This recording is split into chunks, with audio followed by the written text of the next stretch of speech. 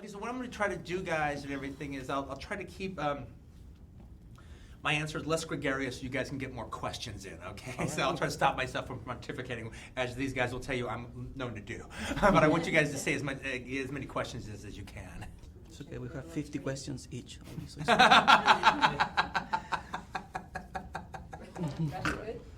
What make a man brave a blizzard, kill in cold blood?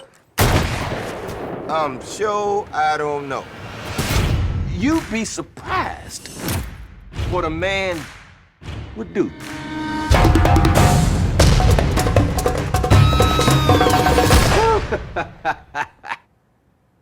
starting to see pictures, ain't you? All right, as well, I have to say it's an honor as well. I love the film.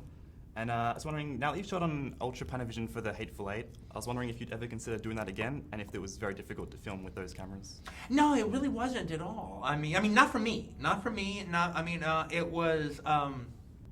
It was concerning for the camera crew, you know. And I don't mean Bob Richardson, the DP. I mean the camera assistant who does all the focus pulling, Gregor Tavenet, and he had this wonderful camera crew that he put together of people, and it was their job to make sure that the lenses worked. It was their job to make sure that that not only did the lenses work and the camera body work and the motor work, but work in that frigid cold.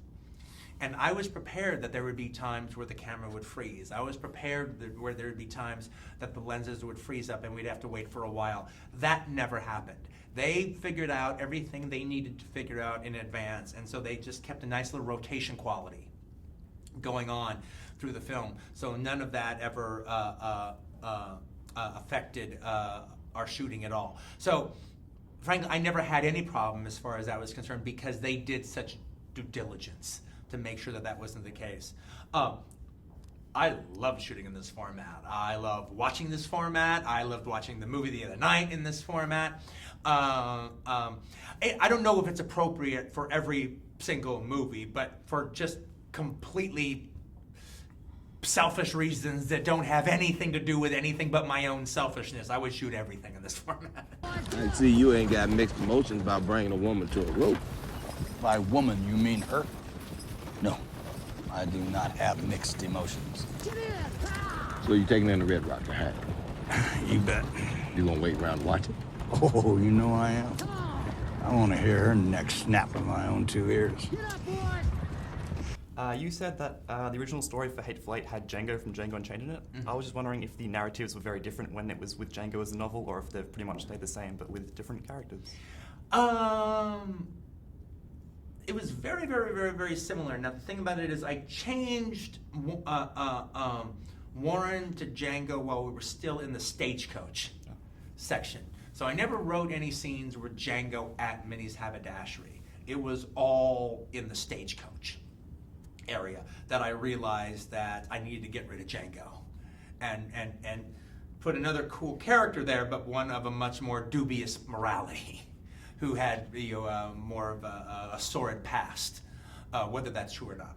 And so it was just in the stagecoach area. However, the one thing I can point out is I have a whole story going on about why there was that big reward out on Major Warren's head because of all that stuff he did at Wellenbeck prison camp. In Django, I mean, when it was Django, there was that big reward out on him too, but because of everything he did in Django Unchained. It was the idea that after he burned down Candyland and everything, all the plantation owners society put together a $30,000 reward on his head. So that was how the reward came about. So the reward for Django was because of everything he did in Django Unchained. I said, tell Miss Laura goodbye. Bye, Miss Laura. You guys are lovely. Thank you for coming in and seeing me. I appreciate it. Thanks. You gon' die now!